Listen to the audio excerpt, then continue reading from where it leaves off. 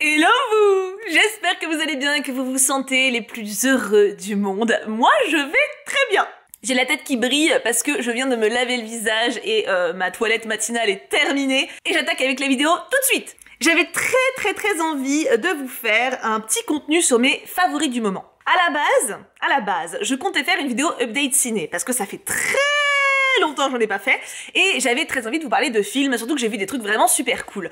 Mais je me suis dit, Marilyn, nous ne sommes pas encore à la fin du mois de janvier. Tu sais que tu es toquée, tu as envie de faire une vidéo sur tous les films que tu as vus, un espèce de top des films que tu as vus pendant le mois de janvier, mais le mois de janvier n'est pas terminé, je sens que ça te frustre, fais une vidéo favori générale et je vais vous parler entre autres de films que j'ai vus en décembre. Comme ça, je laisse janvier de côté, tu vois, mais je peux quand même parler de cinéma. On va aussi parler de musique, de plein de petites habitudes que j'ai prises qui me font grave kiffer, bref, tout ce que je kiffe du moment, quoi. Est-ce que je viens d'expliquer le thème de la vidéo alors que tout est clair parce qu'il y a 3 mots dedans? Totalement. Installez-vous confortablement, mes petits poulets, on est parti. Et ben justement, je vais commencer par le cinéma, parce que en décembre, j'ai vu plein de films, alors... C'était pas des chefs-d'œuvre, c'était plutôt des films très grand public, mais ça m'a beaucoup plu. Et ça va d'ailleurs faire une jonction avec la musique, vous allez comprendre. Je ne peux pas faire une vidéo favori du moment sans parler de Wish et de Wonka. Déjà, les deux films commencent par un W, c'est quand même assez ouf comme coïncidence. Il n'y en a pas 50 non plus dans l'année, quoi. Les deux sont musicaux, les deux sont super entraînants, super motivants, et les deux sont sortis en décembre pour les fêtes. Wish, c'est le dernier Disney. Et franchement...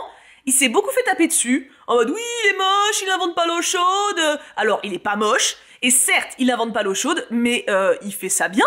On est sur un petit conte de fées. Alors certes, on devine à peu près comment ça va se finir assez rapidement, en même temps c'est un conte de fées, mais moi il m'a fait du bien. Il m'a fait chouiner, il m'a ému, il m'a fait rire.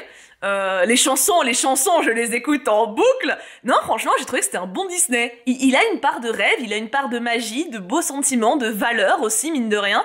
Non, moi, ça m'a plu.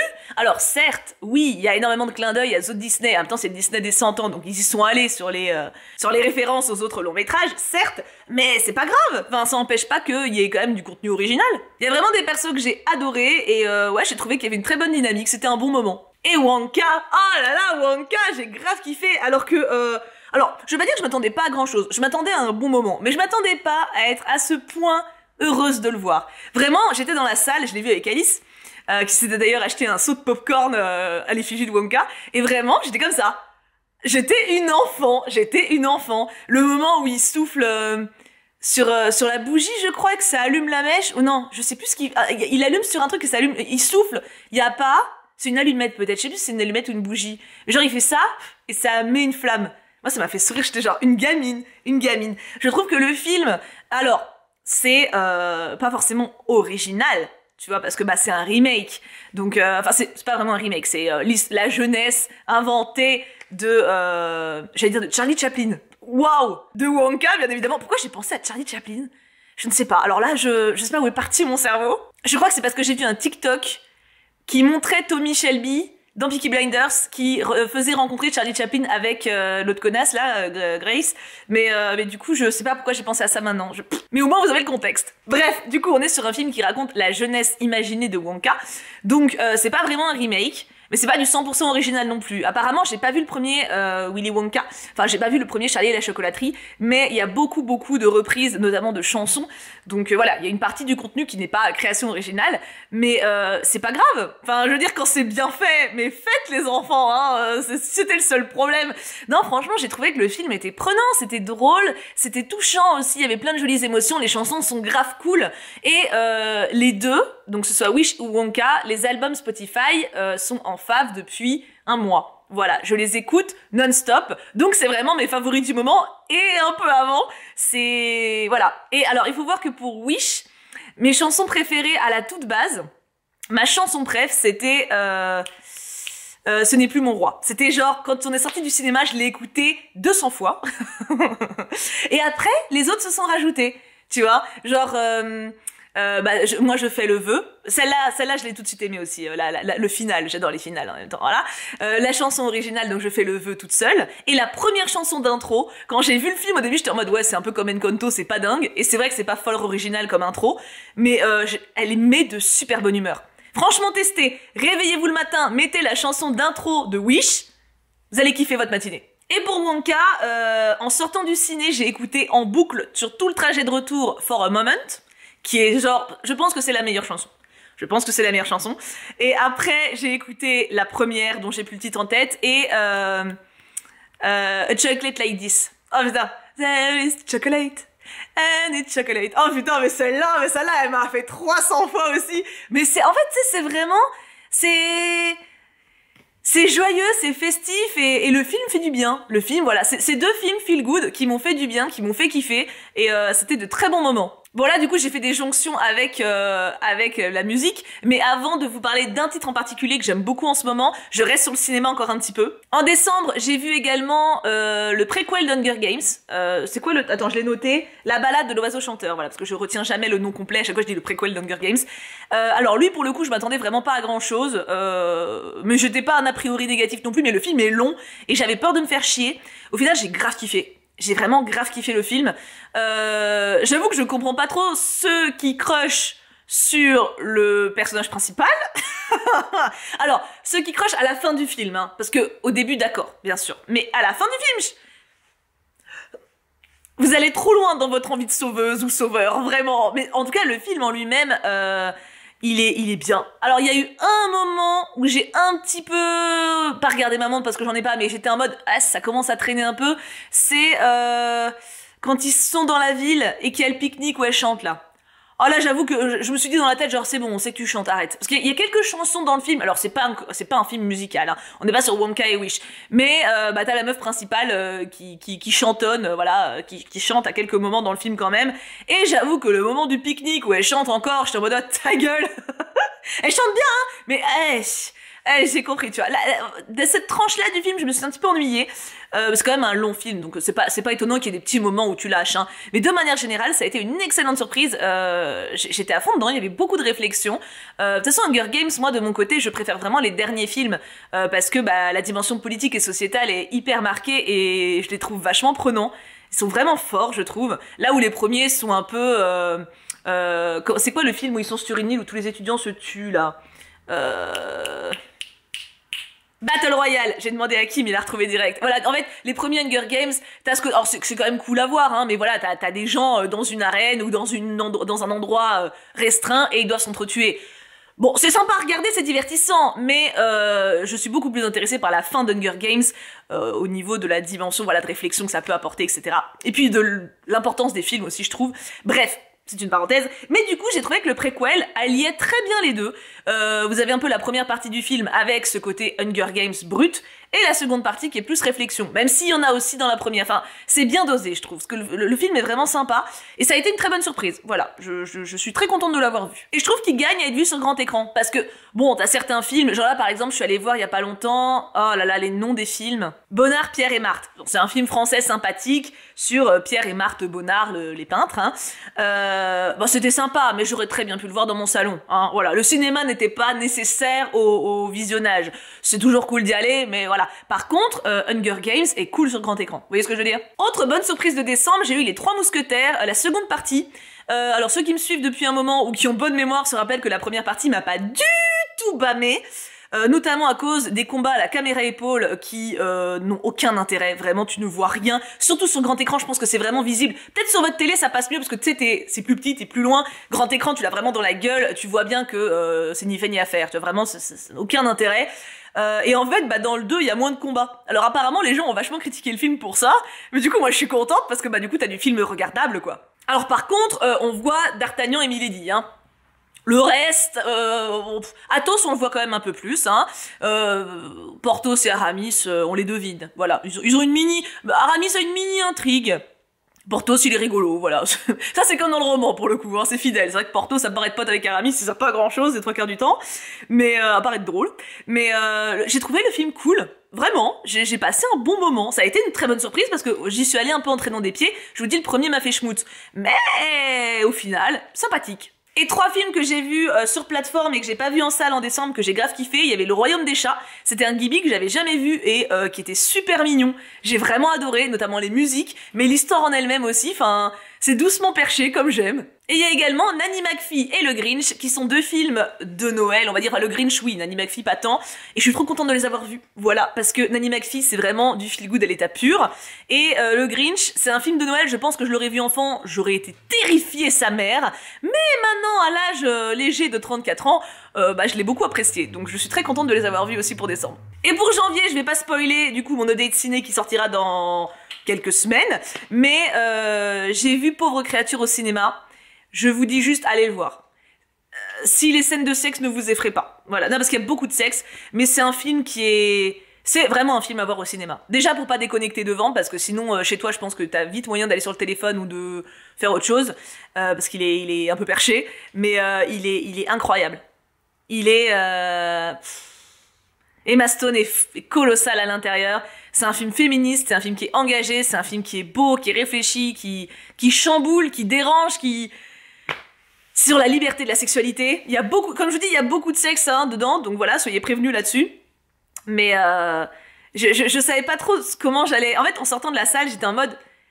J'adore, et je suis dérangée, et je sais pas dans quelle mesure ça me chamboule, tu vois, et je suis toujours pas fixée. C'est un film qui est énorme, juste énorme. Il est à voir, je pense. Il est vraiment à voir. Et je ne cause pas plus de films. J'ai déjà fait 10 bonnes minutes dessus, donc c'est pas mal, quoi. Mais en même temps, ça faisait un moment que j'avais pas parlé de cinéma ici, et c'est vrai que c'était un peu mes bonnes découvertes de décembre et début janvier. Je repasse donc sur la musique, même si, en fait, j'aurais dû terminer la partie ciné avec Wonka et Wish, ça m'aurait fait une transition rêvée, mais tant pis, j'ai raté. J'étais trop pressée de parler de Wonka et Wish. Alors, en musique, j'ai une chanson toute seule que j'ai découvert en stream ciné. Et là, ça me ferait une transition avec les habitudes que j'ai reprises avec le 1er janvier, à savoir les streams ciné. Pour ceux qui ne connaissent pas, c'est en gros le lundi soir, en général vers 19h, on se mate un film ensemble sur Twitch, donc en stream. Alors c'est légal, hein, parce que normalement on n'a pas le droit de faire ça, genre je peux pas montrer ma télé et filmer un film, tu vois, t'as pas le droit. Mais Amazon fait ça en partenariat avec Prime Video. Donc en gros, si tu synchronises ton compte Twitch avec ton compte Prime, tu peux diffuser un film sur ta chaîne, et ceux qui n'ont pas Prime Video synchronisé ne le voient pas. Alors il y a plein de gens qui viennent, enfin plein, il y a des gens qui viennent en stream et qui lancent le film de leur côté, notamment par exemple, même ceux qui ont Prime Video, parce que ils ont envie de le regarder sur leur télé, et ils sont sur le stream sur leur téléphone par exemple. T'en as qui regardent sur une autre plateforme en fonction du film, en DVD ou voilà, bref. Mais du coup, j'ai repris les streams ciné depuis début janvier, et c'est une habitude que j'adorais avoir avec vous, je suis très contente de l'avoir reprise. Et donc en stream ciné, on a vu Miss Potter, qui était un film très sympathique sur l'autrice du Petit Lapin. Je sais plus le nom du Petit Lapin, mais elle a fait plein de livres en Angleterre, elle est hyper connue, et c'était un film très, j'allais dire très doux. Très doux et très dur en même temps, voilà. On va dire que le début est hyper feel good, et puis t'es tabassé après, tu vois, t'es bien tabassé. Ah, j'ai bien chialé. Voilà, bref, mais du coup, donc le film était sympa, mais pas dans mon top ciné non plus. Par contre, il y a une chanson dans ce film. Il y a un moment où, en fait, c'est une boîte à musique, et où il y a l'amoureux de Miss Potter qui chante la musique et il danse en valse dessus. Et la chanson c'est When We Taught Me How to Dance. Et en fait, à la fin du film, donc déjà la musique revient quelques fois dans le film, et à la fin du film, t'as une chanteuse qui la chante en générique de fin, tu sais, quand ça défile, ce qui m'a refait pleurer. Et à la fin du film, je l'ai écouté en boucle plusieurs fois, et c'est un petit peu mon coup de cœur musical découverte du mois. Comme quoi, hein, des fois on découvre des trucs à des endroits où on s'y attend pas. Et en musique, je mettrai également la playlist de L'Allée du Roi. Donc L'Allée du Roi est un film que je connais depuis fort longtemps, que j'ai connu quand j'étais même petite fille avec ma maman. Voilà, c'est un film que j'adore encore maintenant, que j'ai revu il y a pas très longtemps d'ailleurs avec ma maman. On se l'est fait en visionnage commun, c'était trop bien. J'aime trop ce film, j'adore le roman, bref. Et en fait, il y a pas longtemps, moi j'adore écouter des musiques ou médiévales ou classiques sous la douche, parce que ça me fait imaginer des histoires très facilement, tu vois. Et j'aime bien m'imaginer des histoires sous la douche. Genre, c'est pas, c'est la fin du monde, et puis je suis dans un château, alors je suis en voyage dans le temps, et puis bref, je me fais des bails, tu vois.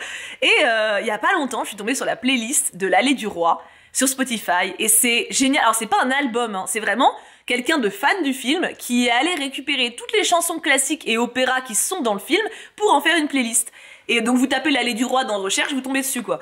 Et du coup je me l'écoute tout le temps sous la douche depuis décembre aussi, je crois, j'arrête pas, hein. Alors des fois j'écoute autre chose, mais elle revient quand même super souvent, et c'est un bonheur pour se détendre. Alors, déjà, j'imagine des histoires dessus, du coup, en mode, je suis à la cour de François Ier, et puis je suis pote avec la reine et avec le roi, et puis il y a Henri VIII qui vient avec sa femme, Anne Boleyn, et du coup, on n'est pas d'accord parce qu'il a répudié Catherine et tout. Enfin bon, tu vois, je fais vraiment des gossips et tout. Mais en dehors de ça, en fait, c'est des musiques qui, je trouve, apaisent et empêchent le cerveau de cogiter à des choses réalistes et peut-être éventuellement un peu stressantes. Donc, c'est des musiques que j'adore écouter. Donc, la playlist de l'Allée du Roi, Cœur Cœur, je l'écoute tout le temps sous la douche. En livre, je vais pas m'étendre 500 ans puisque il y aura l'update lecture qui sortira dans quelques semaines, donc vous saurez tout à ce moment-là si jamais il y a des coups de cœur, etc. Puis il y a eu un update il y a pas très longtemps non plus, donc vous connaissez déjà mes coups de cœur de décembre. Mais je suis obligée de vous mentionner Babel, que je viens de terminer il y a 2 jours. Il y a 2 jours ou hier? Hier. Il est incroyable. Ce livre, c'est je le mettrais un petit peu au niveau d'un Germinal de Zola, tu vois. C'est un livre qui est profondément engagé, qui chamboule. En fait, en gros, pour vous dire l'histoire, on suit un étudiant, Robin, qui vit à Canton et qui se fait, alors pas enlever, mais qui se fait... en gros, sa mère meurt et il y a un tuteur qui l'emmène en Angleterre. Et il reçoit la meilleure éducation, etc. Et en fait, il intègre Babel, qui est une tour à Oxford. Une tour où tous les linguistes les plus réputés sont à l'intérieur, ou en tout cas tous les étudiants qui doivent apprendre à devenir spécialisés dans les langues, etc. Tout simplement parce que dans ce monde-là, donc c'est basé sur un contexte historique qui a vraiment existé, mais l'autrice a rajouté pas de la magie, mais une science un peu différente, la science de l'argentogravure. Donc en gros, il crée des barres d'argent, et cet argent donne une énergie avec la différence de traduction. Par exemple, j'en sais rien, je vais te dire des trucs au pif, esprit et spirit. J'en sais rien, en français, esprit, ça veut dire vraiment l'intelligence, la finesse, etc. Alors que spirit, il va y avoir une petite notion d'âme en plus. Je dis n'importe quoi, hein, c'est vraiment... Et du coup, c'est cette petite différence de traduction qui va donner l'énergie à la barre d'argent. Donc, il faut des traducteurs. Et plus les langues sont éloignées de la langue originale, plus la barre est forte. D'où l'intérêt d'avoir des étudiants indiens, chinois, etc. Parce que c'est pas la même écriture, c'est pas la même... y a aucune racine commune, enfin, il y en a, mais il y a très peu de racines communes. Entre, par exemple, l'anglais et le français, il y a beaucoup plus de mots communs, donc c'est moins balèze. Et du coup, Robin se retrouve à Babel, et il est passionné, bien sûr, il se fait des amis, et en fait, t'as tout un contexte de colonisation. Enfin, les colonies sont au cœur de ce roman. Et la grosse question, c'est qu'est-ce qu'on fait, en fait? Quand on se rend compte que quelque chose ne marche pas, quand quelque chose est grave dans le monde, et qu'on peut faire quelque chose, quand est-ce qu'on agit? Est-ce qu'on peut agir?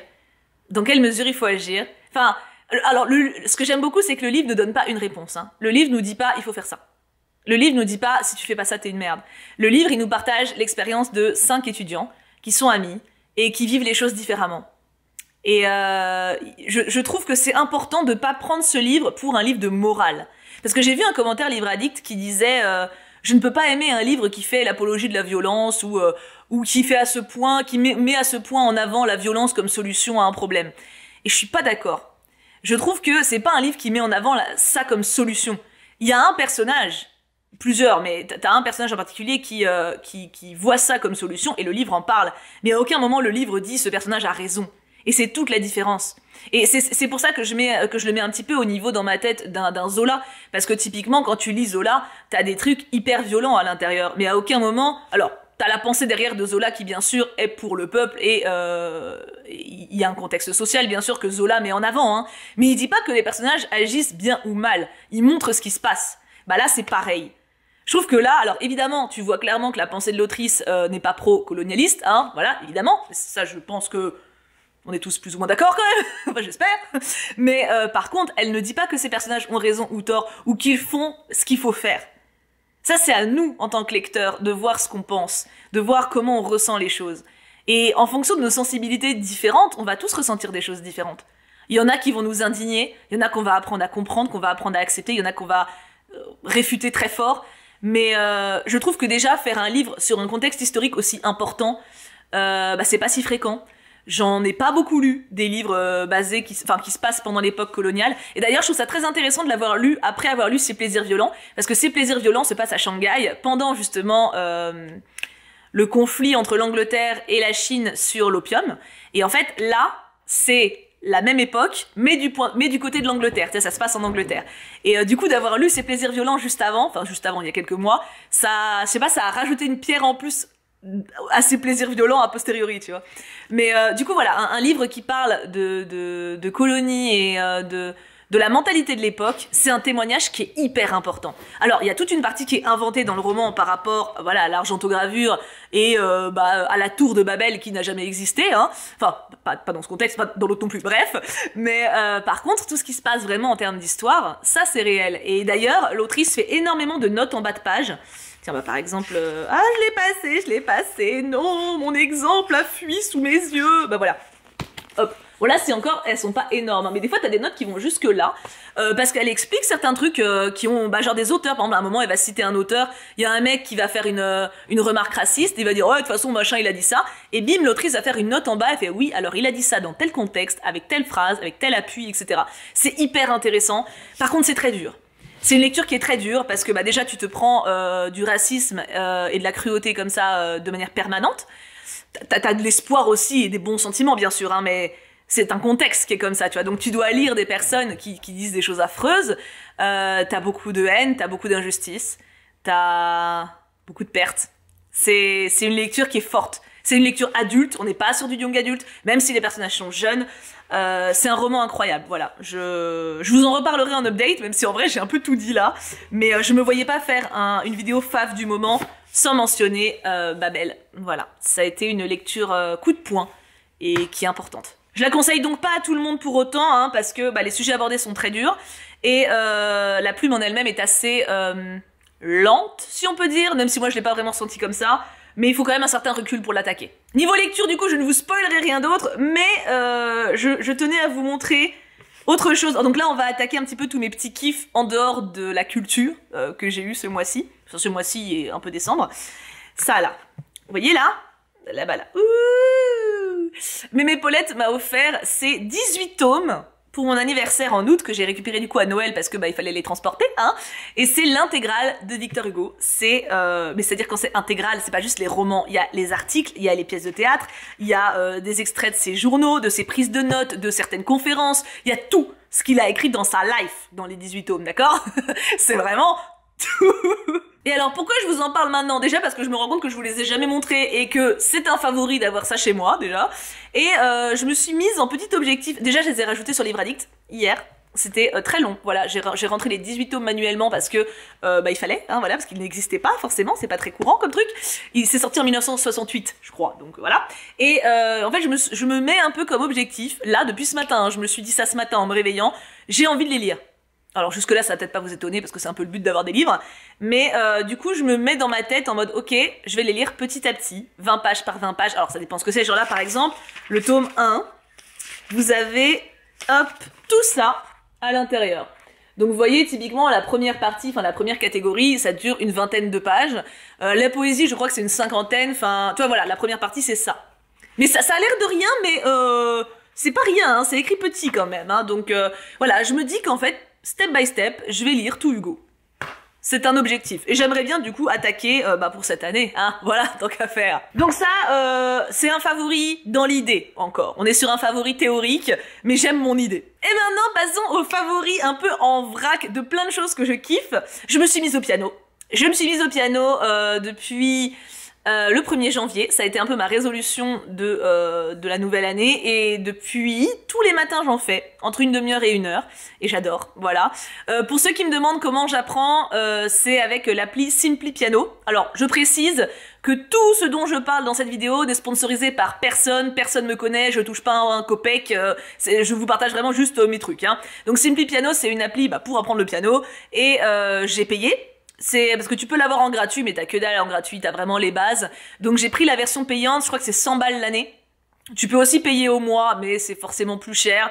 Donc je me suis dit, vas-y, 100 balles l'année pour ce que c'est. Puis en plus, Kim s'y est mis aussi. Donc j'avais déjà essayé avec cette appli quand j'avais eu mon piano, donc quand j'avais 30 ans.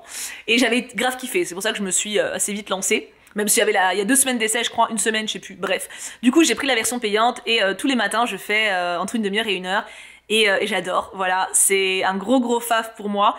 Pas tant l'appli, même si l'appli franchement je la trouve super cool et je regrette pas du tout mon investissement, mais le plaisir en fait d'en faire le matin, c'est vraiment un moment que j'adore, ça me met de très bonne humeur et je vois les progrès, c'est un truc de ouf hein. Genre vraiment des morceaux qui me faisaient galérer de dingue, bah il y a 2 semaines, maintenant je les fais tranquille et ça fait trop plaisir. Là où je galère, c'est la clé de fa. Parce qu'en fait, le seul solfège que j'ai fait dans ma vie, c'était au collège. Et alors, la clé de sol, je la maîtrise. Surtout jusqu'à fa, justement. Après, de fa à do, je suis encore un peu fluctuante, parce que tu changes tes positions de main. Bref. Mais par contre, la clé de fa... D'ailleurs, je voulais vous demander, est-ce que vous avez une appli à me conseiller pour le solfège ? Ce que j'aimerais bien, c'est tous les jours faire un peu de solfège pour travailler justement la lecture de notes. J'en ai trouvé une, mais je suis pas emballée, donc au cas où, je vous demande si jamais vous en connaissez qui soit cool et gratuite pour le coup, j'aimerais vraiment gratos, parce que faut peut-être pas déconner non plus, hein. Donc voilà, si jamais vous avez un truc là-dessus, parce que j'ai trouvé dans une boîte à livres, j'aurais peut-être pu vous le montrer, tiens, mais j'ai trouvé un livre de solfège, mais c'est la clé de sol, alors je le fais quand même, c'est pas mal, mais la clé de sol ça va, tu vois, c'est vraiment clé de fa où quand je me retrouve face au truc, je suis en mode je sais pas ce que je fais. Alors en fait, tu sais, quand tu lis une partition, t'as les petits chiffres au-dessus qui dit quel doigt c'est à peu près au début quand tu te positionnes, donc je m'en sors avec ça, mais c'est pas fiable, tu vois, le bordel. Donc surtout qu'en plus en fonction des trucs, t'es pas au même endroit à chaque fois. Bref, donc voilà, si vous avez une appli de solfège, je prendrai vos recommandations avec grand plaisir. Mais donc le piano est clairement un favori du moment, j'adore. Et pour rester dans la musique, ce vinyle qui m'a été offert par l'une d'entre vous, les musiques Ghibli, jouées par Joe Hisaishi, c'est incroyable. C'est incroyable, je me le suis écouté, ça m'arrive rarement, mais je me le suis écouté en boucle, le vinyle, enfin les vinyles, il y en a 2 à l'intérieur, c'est un coup de cœur de la muerte. J'adore écouter des vinyles pendant que je fais mon ménage ou que je me détends, etc. Celui-là, je l'ai déjà écouté 3-4 fois d'affilée, c'était, d'affilée vraiment, surtout la fin du 2e CD, coup de cœur absolu, meilleur vinyle de tous les temps. En gros kiff du moment, j'ai ce jogging. Oh oui, je sais, c'est surprenant, mais en fait, ma mamoune me l'a offert à Noël. Alors je l'avais demandé, hein, je l'avais mis sur ma liste, parce qu'en gros donc je fais des listes avec mes parents sur ce que j'aime bien, etc. Et ma mère, je l'avais mis quelques vêtements que j'avais repérés sur le site EMP, etc. Et elle m'a pris ce jogging, et vraiment les couleurs, j'adore les trucs comme ça, de couleurs pastel, un peu nuage, je suis une grande fan, et il est hyper confortable, tout pilou à l'intérieur. Donc voilà, en kiff du mois de janvier, j'ai mon jogging. Il est un peu grand, mais j'aime mieux que ce soit trop grand que trop petit, donc titre. Donc voilà, coup de cœur vestimentaire. Et enfin, dernier favori, et pas des moindres, mon bullet journal maison. Oui, c'est ma belle-sœur qui m'a offert le cahier, enfin le cahier classeur, c'est moi qui... Alors je lui avais demandé, parce qu'elle m'a demandé ce que je voulais pour Noël, je lui avais donné la ref, c'est 15 balles sur Amazon, hein, c'était pas... Et elle est trop mignonne, enfin bon, bref, elle m'a trouvé un autre truc à côté. Et en fait, j'ai trouvé l'alternative qu'il me fallait, parce que moi mon problème, c'est que bullet journal classique sur cahier, ça me frustre. Je trouve que le cahier c'est chiant, ça se corne, t'es vite gêné par la marge, etc. Puis je sais pas, une fois que la page elle est finie. Et puis moi j'aime pas dessiner en plus à l'intérieur, donc ça me gonfle. Là c'est parfait. En fait ce que j'ai fait, c'est que j'ai imprimé des feuilles toutes faites avec des... Alors il y a des trackers, j'ai fait plusieurs trucs, hein, donc j'ai un mood tracker pour l'année. À côté j'ai tracker bien-être, d'ailleurs je vais changer pour février, je vais changer certains trucs, parce que là, j'avais mis activité physique, ça, je vais garder. Piano, donc vous voyez, j'ai fait tous les jours. Écriture, bon, ça, je vais complètement l'enlever, je l'ai pas tenu. Cuisine, je l'enlève. En fait, j'avais mis écriture et cuisine, j'avais mis un petit peu en mode, je savais pas trop quoi mettre, j'ai mis ça. Et se coucher avant 22h30, ça, je garde, c'est important. Et je vais rajouter solfège et une appli que j'aimerais bien utiliser davantage, ça s'appelle Daily Art. Je peux pas encore la mettre en fave parce que je l'ai pas encore justement ajouté dans ma routine, mais c'est tous les matins en fait, l'appli te donne un tableau et te fait une analyse dessus. Je trouve ça super cool, donc voilà, je vais ajouter ça à la place. Et à côté j'ai un sleep tracker, donc moi en fait c'est ma petite routine. Tous les soirs, avant de me coucher, je remplis mon bullet. Et c'est pas long parce que j'ai pas 50 000 feuilles, ça me fait 5 minutes, mais 5 minutes avec moi-même, une petite musique douce, et le plaisir de penser à ma journée, voilà. Donc ça c'est Sleep Tracker.